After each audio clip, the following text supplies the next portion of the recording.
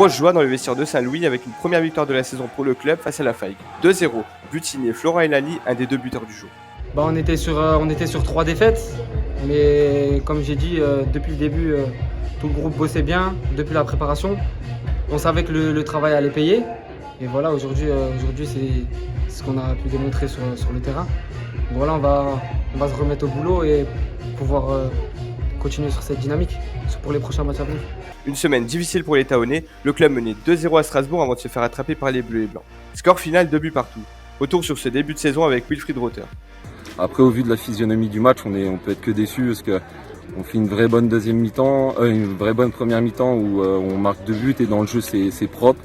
On a été sobre, efficace et puis réaliste sans plus parce qu'on a loupé 3-4 occasions assez franches. Et malheureusement, avant la mi-temps, on concède ce but qui nous fait douter un peu. Et la deuxième, par contre, on n'a rien montré et on peut être satisfait du 2 partout. Colmar tenu en échec à 3. Les deux prétendants au podium se sont neutralisés.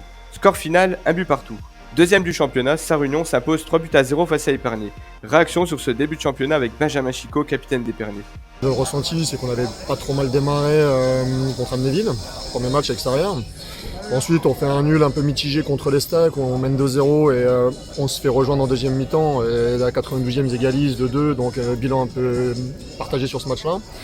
Derrière, on perd le derby chez nous. On a été expatriés sur le terrain du Stade de Reims, mais c'était quand même à domicile face à une équipe vaillante de près des Mézières qui gagne logiquement 1-0. Puis aujourd'hui, petit sentiment partagé. On perd 3-0, certes, mais score, je pense, un peu flatteur pour Sarre-Union. On a la balle de 1-0, on la met pas, et puis derrière, on se fait sanctionner, on se fait punir, quoi.